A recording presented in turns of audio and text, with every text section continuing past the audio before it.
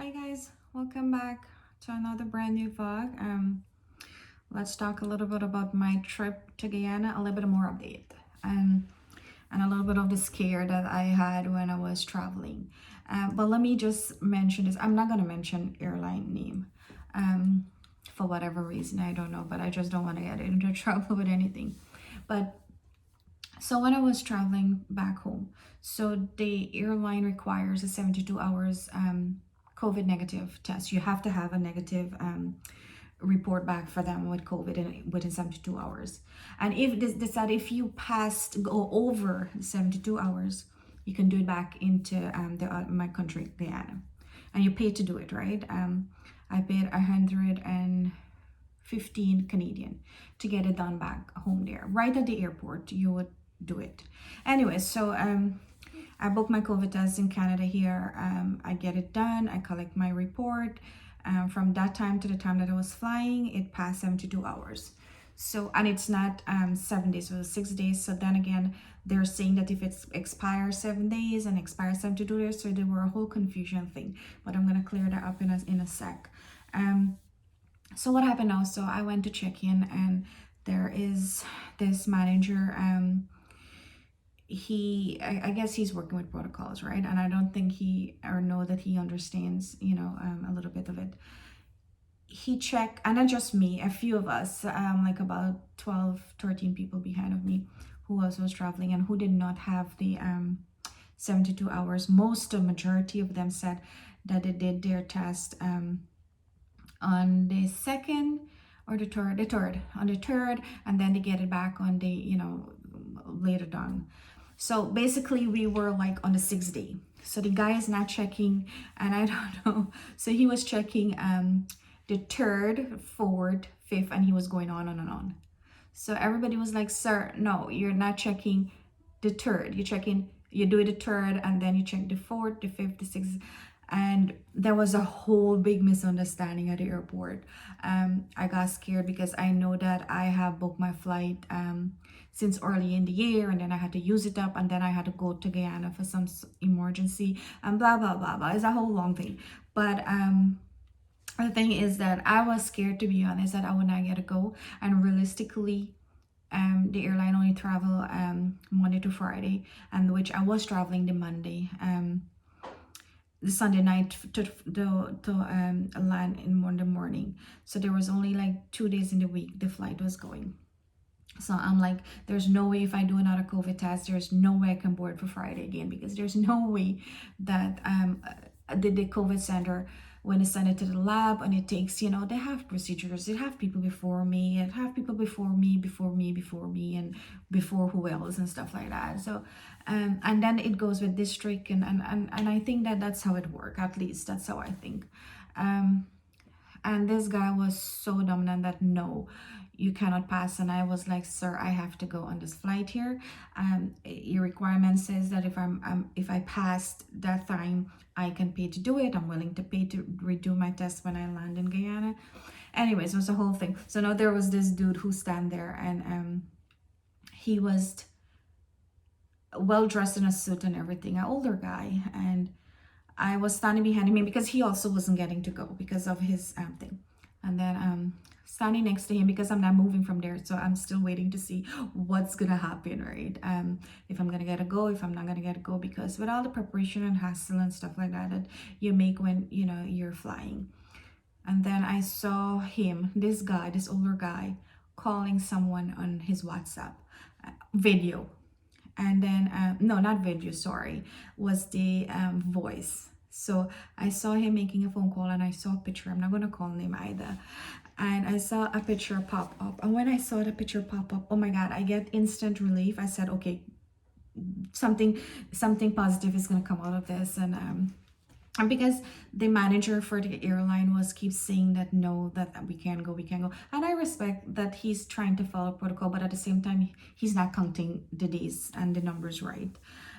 So when I saw this person, on this older guy at the airport WhatsApp, I'm like, oh my god. Then I tap him on the shoulder and say, that's my family, tell him that I'm here also, tell him Fazida is here.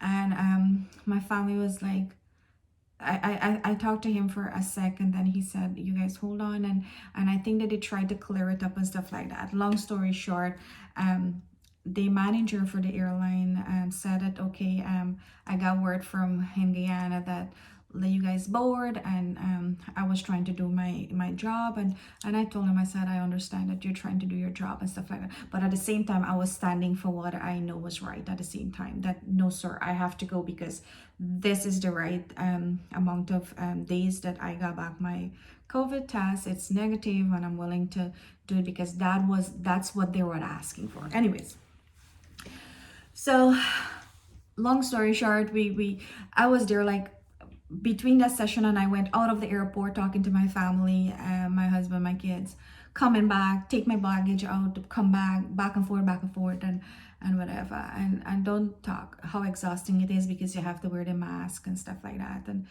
um, who make airport run will know how hot it can be sometimes when you know hustle bustle with luggage and so what happened, how is that he decided, because he had a call, and you know, and because a little bit of whoever contact and whatever management he also talked with, um so we board.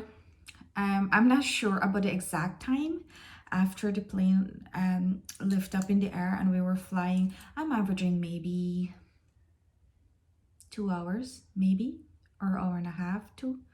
I'm averaging that time. Then I start noticing a hustle bustle because I'm in economy seat. So I like half depth into the airplane. That's where my seat was.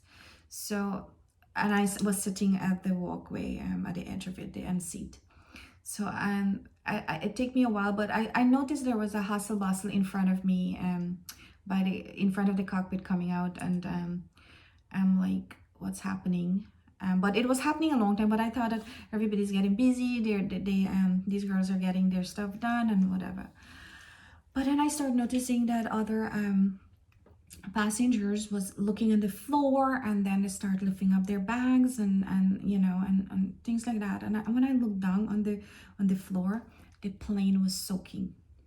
That carpet, that we know that it will start soaking, and you can literally see, you know, that the water is inching in because it starts changing colors now, right? The mat start changing colors, and they're not saying anything, and everybody starts. So I did the same. I pull up my bag, and then I decided, I said, I need to ask questions because I'm seeing panic on everybody's face. They are not saying anything, no announcement is happening, and then I call and I ask, and but before she could come to me, and there were some other people more she was, you know, talking to, welcoming, and it happened that they had some water, some sort of leakage. They didn't really say exactly where it was coming from, if it's the bathroom, some sort of pipe, the wash sink, wherever the water was coming from. And we all know that water and plane and all these electrical outlets and wires and stuff like that, it's a big thing. People were, you can see the worried on people's face.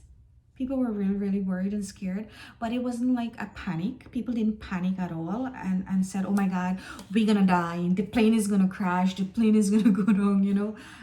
Nobody panicked, but you could see a worry and stuff like that.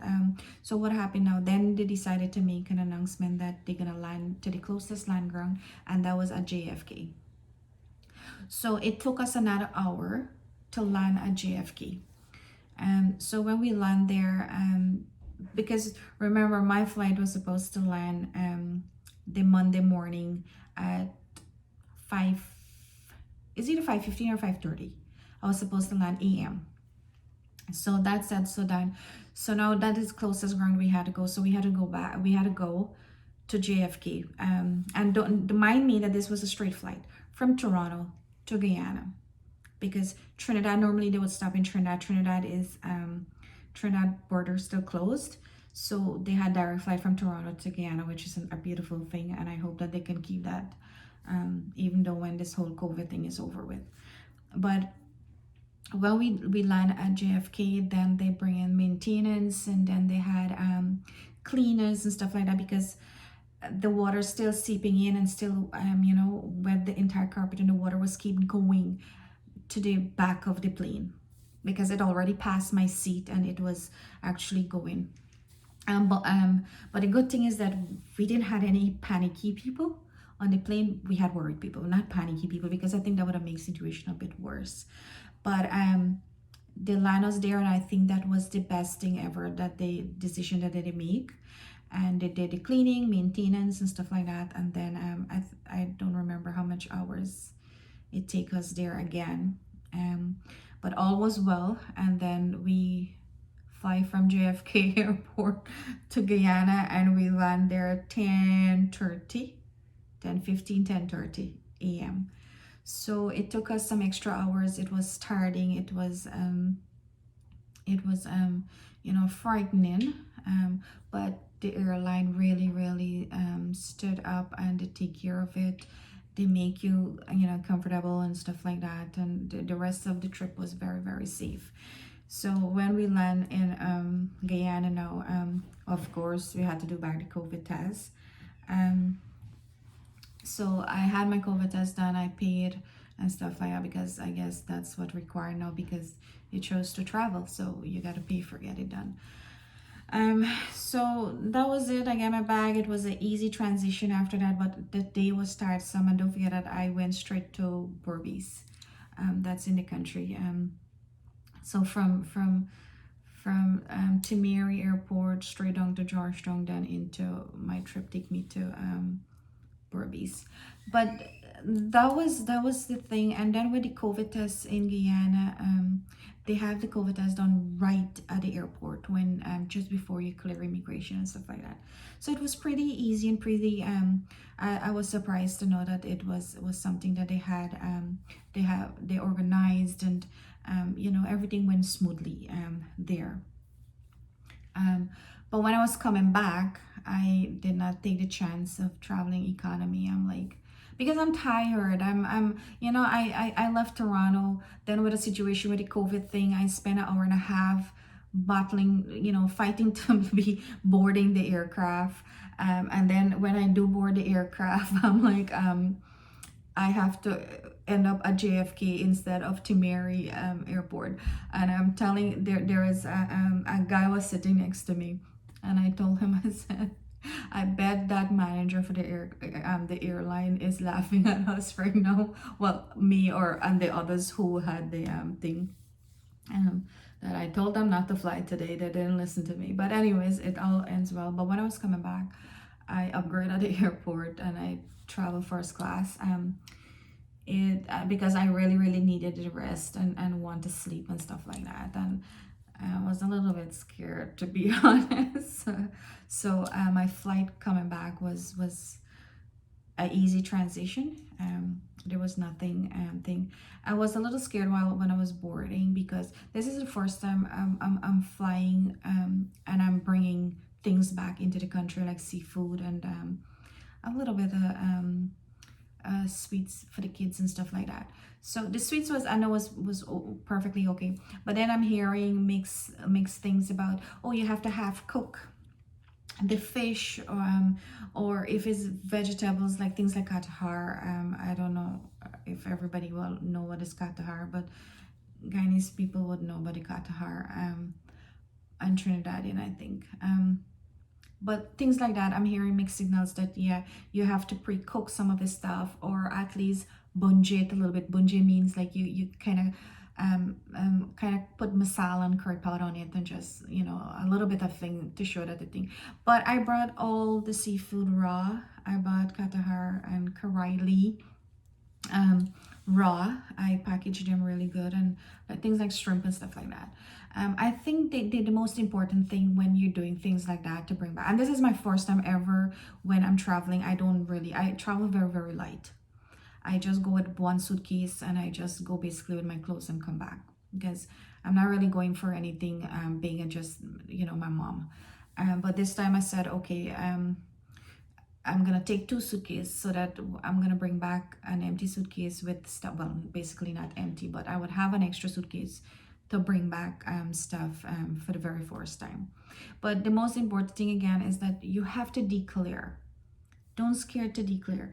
Declare whatever you're bringing. If they don't like it, they will take it. If not, you. But most often is that you declare what you have. You're getting it to pass because you're not scamming them there. You're not lying to them. They don't feel that you're doing something else beside bringing in seafood. Basically, you have to be upfront with these people when you know you're declaring stuff. So it's pretty safe to bring that. I don't know about the US, but I know about Canada here. As long as you declare, it's fine. And you know, the guy asked me, is just seafood and what else? I said pepper because of course I'm bringing pepper sauce. So, and raw pepper, the small one, we're pepper. So he was like, what kind of pepper? I'm like, hot pepper. He's like, what the name of the hot pepper? And I'm like, weary. And he's like, oh, okay, all right. I thought that he know what is that. But yeah, but that was it. So it coming back home was really nice. When I went out, I came out of the airport. I saw a really friendly, handsome face. Makes all the trip, worthwhile coming back home too. Um, and then we drove home and that was it. I'm glad I'm home. I miss my mommy, but I'm glad I'm home and I still talk to her every day, all day. So that's my little update about what happened, with a little bit of scared and a little bit of fright. So that's it. So I'm gonna do another video. Maybe I'll talk a little bit about Guyana the next time or something else, but we need to do something fun beside me sitting in this darn chair talking to you guys about, boring stuff. So I'll see what fun I can do in my next video. Maybe, maybe not. I'm not promising anything. I'm not so much of a fun person. Funning, loving, caring. I should take did I say funning? What the fudge? Yeah, I'm tired. So ignore that I just say funning.